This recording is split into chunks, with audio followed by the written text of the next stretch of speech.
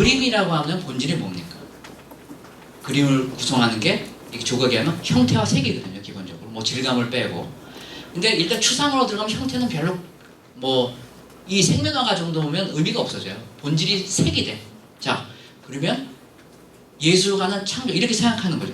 예술가는 창조고 본질은 생면화가라면 이쪽을 색을 가지고 그리는 추상화라면 색을 어떻게 창조적으로 만드느냐가 이 사람의 독창성을 결정하는 거죠. 그러면 닮았느냐 닮았지 않았냐를 볼 때는 그 본질을 보면 색을 어떻게 창출해냈느냐, 창출한다는 제가 좋아해서 그런데 어떻게 창조해냈느냐, 만들어냈느냐를 가지고 따져야죠. 바넷 뉴먼 같은 파란색 그림인데 이 사람은 색을 한 번에 딱 칠합니다. 이 사람은 럭커의 이 사람의 자기 자선하여 이 그림은 그냥 이렇게 보이지만 그림이 8겹이 칠해져 있는 그림이에요. 그러니까 제가 여기다 뭐라고 표현했냐면 깊은 연못에 수증기처럼 색이 피어오른다라고 표현했어요. 표현은 색에 깊이가 있다라고 제가 표현을 해놨거든요.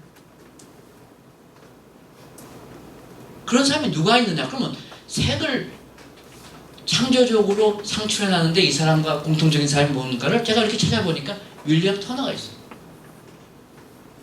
이 사람이 폭풍이라는 제목인데 이 사람도 몇 겹을 칠했냐는 얘기는 없어요. 근데 이 사람은 제가 뭐 작품을 많이 봤으니까 일단 책이 안개와 같고 몇 겹이 칠해져 있고 책에 깊이가 있죠. 그러니까 이걸 보면 책이 또 쉽게 얘기하면 이건 좀 기체 같은 느낌이 있고 이건 뭐 고체니 뭐 움직이지 않는 그런 움직임이 있죠. 그렇게 생각하고 났는데 이 사람은 뭐 닮음과 다름을 꿰뚫어 보는 이런 걸 논의한 사람은 아닌데 이 사람이 나중에 무슨 농담을 했냐면 이 사람이 터너의 그림을 보고 터너가 이 사람보다 150년 정도 먼저 앞선 사람이거든요. 이 사람이 자주 한 농담이 그거래요. 나중에 알게 됐어요. 터너 저 사람 나를 보고 베꼈네 내 그림. 농담을 그렇게 많이 했어요. 자기 그림만 갖다는 거예요. 그래서 맞구나 이 생각이. 그래서 우리가 로스코의 그림은 뉴먼과 다르고 터너와 같다는 겁니다. 그거를 기업에 적응하니까 아마존, 삼성, 애플이 나온 거예요.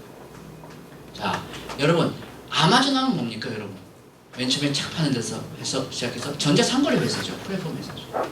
삼성, 애플, 핸드폰 만들고 물론 반도체 만드는 회사는 애플에 우리가 뭐 핸드폰이나 컴퓨터에 해보면 전자제품 회사예요. 그럼 당연히 삼성하고 애플이 닮았고 아마존 다르죠. 아마존은 이베이나 이런 데랑 비슷해야 될 거 아니에요. 자, 그럼 한번 이거 다시 생각해 보자. 그러니까 제 얘기가 100% 맞다는 게 아니라 참으로 그렇게 볼 수도 있다는 거예요. 그런 황당한 생각을 자꾸 해보자는 거죠. 삼성이나 아마존의 본질을 보세요. 아마존의 미국에서 보면 저는 아마존이 굉장히 욕을 많이 먹는 회사예요. 웬만하면 안 하는데 노조를 탄압한다는 얘기까지 나오고요. 아마존은 직원들이 지금 미국은 말이죠. 초등학생이 손 들면 아무 데나 화장실 갈 수 있는 데잖아요. 한국도 지금 뭐 화장실은 부족했죠.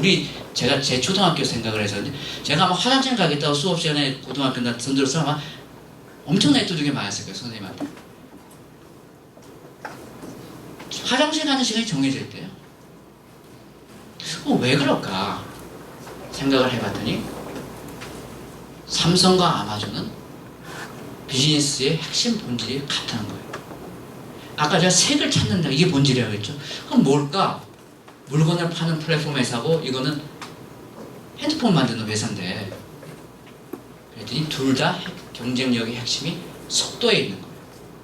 자, 삼성은 반도체가 됐든 아이패드, 삼성을 이제 최고 2인자라고 그러잖아요. 특히 반도체가 됐든 남들이 추월하지 없을 정도로 빠릅니다. 일단 됐다 그러면은 위에서부터 딱 찍어 누르면 밤새서라도 3교대를 해서 찍어내요. 그게 핸드폰도 우리 스마트폰도 그렇지만 특히 반도체 같은 경우는 차세대 1기가 3기가 나면 일단 결정됐다. 그러면 투자도 빨리 하고 생산도 빨리. 그래서 못 잡는 거예요.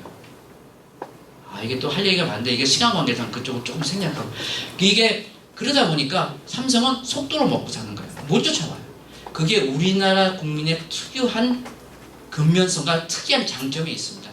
미국에 가서 식당에 가면 이제 저는 많이 익숙해졌는데 살다 보면 웨이터들이 와서 웨이터 주문 받고 뭐 처리하는 거 진짜 답답해서 못 견뎌요. 근데 제가 볼 때 제가 미국의 한국 사람이기 때문에 한국 사람들이 급해서 그게 아니라 그게 전 DNA 속에 있는 것 같아요, 진짜. 그래서 제가 이제 여기도 뭐 그런 얘기가 있는데 그 한국의 원형을 한국 경제로 말하면 한국가 수출 중심에서 소비 중심으로 가야 된다. 나중에 이런 아마추어 노벨상 받은 사람 초청해가지고 이런 얘기 듣거든요. 참 그럴 때 저도 화가 나는데 한국은 한국스러움을 잃으면 무너지는 거예요. 레고가 레고스러움을 잃었을 때 무너졌습니다. 레고스러움을 되찾았을 때 다시 성공했어요. 그런 얘기가 나오는데 자, 그러니까 삼성 같은 경우는 말이죠. 빨리 만들어가지고 만드는 거고 아마존 속도가 경쟁력입니다. 빨리 배달하는 거예요. 제가 미국에서 아마존에서 프라임 서비스를 받고 있어요. 1년에 80불 내면 모든 제품을 48hours, 이틀 안에 배달해 줍니다. 저희 집이야 워싱턴 DC 근교사가 괜찮지만 알래스카도 있거든요. 아이오와 아이다호 그야말로 저 시골 산골짜기 있는데 예외 없어요. 그거를 요새 120불인가 주면 하루 만에 가는 서비스가 생겼어요. 난 그게 어떻게 가능한지 모르겠어요. 그래서 가장 드론의 기술을 앞서가는 게 여러분 어딜 것 같아요? 그게 아마존이에요. 그리고 드론을 레귤레이션하는 규칙을 만들어달라고 우리나라 건설교통부에 제일 먼저 얘기한 데가 아마존이에요. 그러니까 왜 그렇게 했어요? 속도가 빠르면 빠를수록 내가 다룰 수 있는 상품이 많아져요. 그래서 내가 갔을 때 놀란 게 과일과 채소까지 신선한 걸 배달해 주는 거예요. 자, 요새는 회까지 배달해 줍니다. 이렇게 되는 거예요. 그럼 뭐예요? 그러다 보면 속도가 경쟁력이고 문화가 되면 긴박하게 돌아갈 수밖에 없어요. 사람을 쫄 수밖에 없어요. 위계가 있을 수밖에 없어요. 노동자들의 불만이 클 수밖에 없어요. 그래서 속도라는 측면에서 닮았다. 그러니까 삼성과 애플이 비슷하다고 보는 거는 얘네가 비슷하다고 보는 거죠. 저같이 보면 얘랑 얘가 비슷하다고 보는 거죠. 그런 얘기들이 나와 있습니다.